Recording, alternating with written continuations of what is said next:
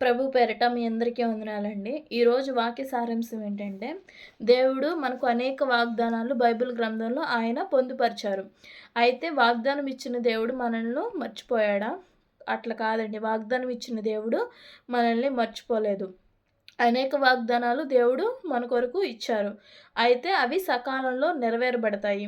ఇప్పుడైతే మనం నిరీక్షణ కలిగి దేవుని వైపు చూస్తూ విశ్వాసంతో ముందుకు సాగినట్లయితే వాగ్దానం చేసిన దేవుడు నమ్మదగినవాడు కనుక సకాలంలో దేవుడు ఆ వాగ్దాన నెరవేర్పును మన జీవితంలో నెరవేరుస్తాడు.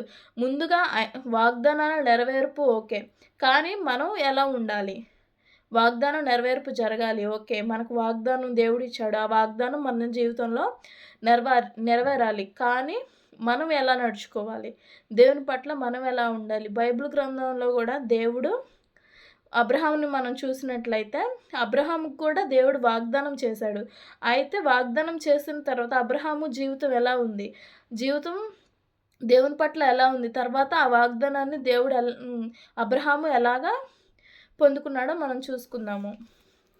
అబ్రహాము గురించి మనం చూసినట్లయితే అబ్రహాము విశ్వాసమునకు తండ్రి. అలాగే మంచి విశ్వాసము, వడంబడిక, అలాగే ఆశీర్వాదం పొందుకున్న ఒక గొప్ప వ్యక్తి. బైబిల్ గ్రంథంలో ఆయన గురించి మనం ఇప్పుడు చదువుతున్నామంటే ఆయన మనకు మాదిరికరంగా ఉండాలి. ఆ కాలంలో దేవుని యందు భయభక్తులు కలిగి విశ్వాసమునకు తండ్రిగా ఆయన పిలువబడ్డాడు అబ్రహాము. ఇప్పుడు మనం చూసినట్లయితే ఆదికాండము 15వ అధ్యాయం 6వ వచనం. అబ్రహాము దేవుని నమ్మెను, అది అతనికి నీతిగా ఎంచబడెను. దేవుని చేత నీతిమంతుడు అని అనిపించుకోవడానికి ఎంత భాగ్యం ఉండాలండి. ఇతను నా నీతిమంతుడు, ఇతను నా ఇష్టానుసారుడు, ఇతడు నా హృదయానుసారుడు, ఇతను నా ఇల్లంతట్లో నమ్మకస్తుడు అనే దేవుని చేత బిరుదులు పొందుకోవాలంటే మనం దేవుని పట్ల ఎంత విధేయత కలిగి నడుచుకోవాలి. ఇక్కడ చూసినట్లయితే అబ్రహాము దేవుణ్ణి నమ్మాడు, అది అతనికి నీతిగా ఎంచబడింది. అతడు నీతిమంతుడిగా తీర్చబడ్డాడు. అబ్రహాము దేవుని నమ్మాడు. నమ్మటం ద్వారా, నమ్ముట నీ వలన అయితే నమ్మువానికి సమస్తమును సాధ్యమని బైబిల్ గ్రంథం చెప్తుంది. ఎవరైతే దేవుని నమ్ముతారో, విశ్వసిస్తారో, ఆలస్యమైనా కానీ దేవుడు ఆయన మాట తప్పడానికి ఆయన నరుడు కాడు. ఆయన ఎన్నడూ మాట తప్పేవాడు కాడు. అబ్రహాము దేవుణ్ణి నమ్మాడు, అది అతనికి నీతిగా ఎంచబడింది. అబ్రహాముకు అన్నీ ఉన్నాయి, ఎన్నో ఆస్తులు ఉన్నాయి, అంతస్తులు ఉన్నాయి, ఎంతమంది పనివారు ఉన్నారు అబ్రహాము కింద. కానీ అతనికి పిల్లలు లేరు. అయితే దేవుడు అతనికి వాగ్దానం చేశాడు.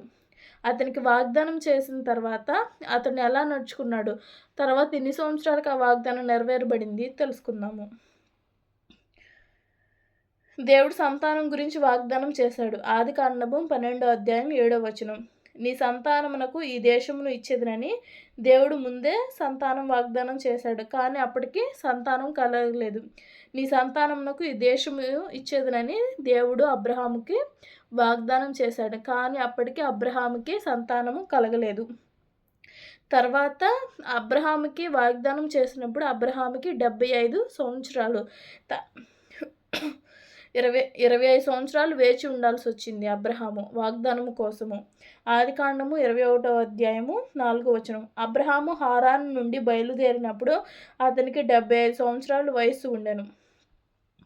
చూడండి, అబ్రహాముకు దేవుడు వాగ్దానం చేసినప్పుడు 75 సంవత్సరాలు ఉన్నాయి అబ్రహాముకి. దేవుడు ఏమని చెప్పాడు అబ్రహాముకి? నీవు లేచి నీ తండ్రి యొద్ద నుండి, నీ బంధువుల యొద్ద నుండి నేను నీకు చూపించు దేశమునకు వెళ్ళుమని దేవుడు అబ్రహాముతో చెప్పినప్పుడు అబ్రహాము దేవుని మాటకు లోబడ్డాడు కాబట్టే దేవుడు అబ్రహాముకి వాగ్దానం ఇచ్చాడు 75 సంవత్సరాలు. అప్పుడు వాగ్దానం ఇచ్చాడు. ఆ వాగ్దాన నెరవేర్పు మనం స్పష్టంగా చూడగలుగుతాం ముందు. అయితే దేవుని మాటకు అతను లోబడ్డాడు, దేవుని నమ్మాడు. నమ్మడం ద్వారా నీతిమంతుడిగా తీర్చబడ్డాడు. అలాగే అతను దేవుని మాటకు విధేయత చూపాడు. తర్వాత ఆదికాండం 21వ అధ్యాయం 5వ వచనం. అతనికి కుమారుడైన ఇస్సాకు పుట్టినప్పుడు అబ్రహాము 100 సంవత్సరముల వయసు గలవాడు. ఇక్కడ చూసినట్లయితే అతనికి కుమారుడు కలిగిండు. యేసు ప్రభు వారు తండ్రి అయిన దేవుడు అబ్రహాముకి సంతానం కలగజేశాడు. అప్పటికి అతనికి కుమారుడు జన్మించాడు. ఆ కుమారుడి పేరేంటంటే ఇస్సాకు. ఆ ఇస్సాకు జన్మించినప్పుడు అబ్రహాము వయసు ఎంతో తెలుసా అండి? 100 సంవత్సరాలు. దేవుడు ఎన్ని సంవత్సరాలు వెయిట్ చేయించాడండి? 25 సంవత్సరాలు దేవుడు అబ్రహామును వెయిట్ చేయించాడు. కానీ ఇస్సాకును వాగ్దాన పుత్రుడును శారమ్మకి దేవుడు ఇచ్చాడు. చూసారండి, దేవుడు ఆలస్యం చేసిన మంచి బిడ్డను, వాగ్దాన బిడ్డను ఇస్సాకును దేవుడు ఇచ్చాడు. వాగ్దానం 75 సంవత్సరాలు, నెరవేర్పు 100 సంవత్సరాలు, మధ్యలో 25 సంవత్సరాలు ఎదురుచూపు అబ్రహాము చేశాడు. మనం కూడా వాగ్దానాలు దేవుడు ఇచ్చాడు, మమ్మల్ని మర్చిపోయాడా దేవుడు అని ఆలోచన పెట్టుకోకండి. ప్రతి విషయంలో కృతజ్ఞత కలిగి ప్రతి విజ్ఞాపనను దేవునికి తెలియజేస్తూ దేని గురించి చింతపడకూడదు, కానీ ప్రతి విషయంలో ప్రార్థన విజ్ఞాపనల చేత కృతజ్ఞత పూర్వకంగా మీ విన్నపాలు దేవునికి తెలియజేయడని బైబిల్ గ్రంథం సెలవిస్తుంది కదండి. దేవునికి మనం తెలియజేసినప్పుడు ఆయన మన పట్ల గొప్ప కార్యాలు చేస్తారు. ఆలస్యం అంటే నిరాకరణ కాదు. ఆలస్యం చేయబడుతూ ఉంది అంటే దేవుడు మనల్ని నిరాకరించినట్లు కాదు.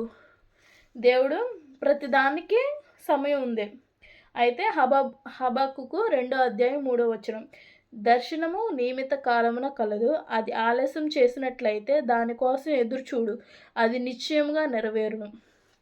చూడండి ఇక్కడ ఎంత గొప్పగా ఉంది మాట. దర్శనము నియమిత కాలమున కలదు, అది ఆలస్యం చేసినట్లయితే దానికోసం ఎదురు చూడు, అది నిశ్చయంగా నెరవేరును. చూడు, నిశ్చయంగా నెరవేరుతుంది, ఖచ్చితంగా అది నెరవేరుతుంది. నువ్వు నేనేం చేయాలి? దానికోసం ఎదురు చూడాలి, నిరీక్షించాలి, ఓపికతో కనిపెట్టాలి. అబ్రహాము అదే చేశాడు. 75 సంవత్సరాల నుంచి 100 సంవత్సరాల మధ్యలో 25 సంవత్సరాలు ఎదురు చూపు అంటే ఏంటి? ఎంతగా ఎదురు చూసుంటాడు. కానీ దేవుడు తప్పక అతని జీవితంలో వాగ్దాన నెరవేర్పును చేశాడు. అలాగే ప్రతిదానికి సమయం ఉందండి.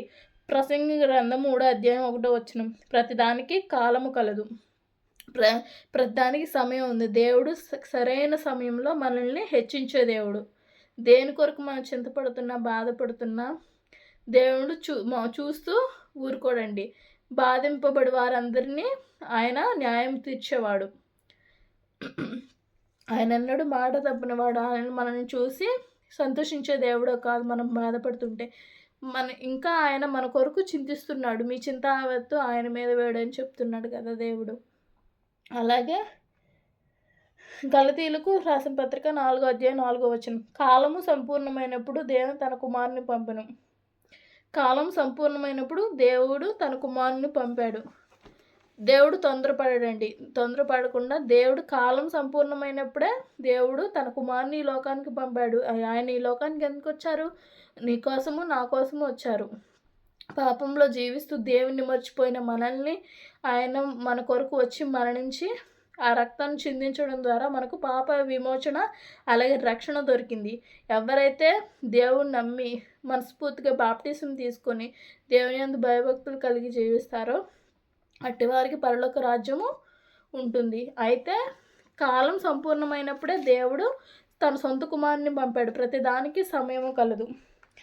దేవుడు ఎల్లప్పుడూ తొందరపడడు, ఎప్పుడూ ఆలస్యం చేయడు. సరైన సమయానికి దేవుడు చేస్తాడు.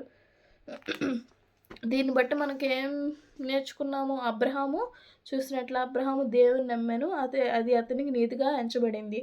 తర్వాత దేవుని చెప్పిన మాటకు ఆయన లోబడ్డాడు.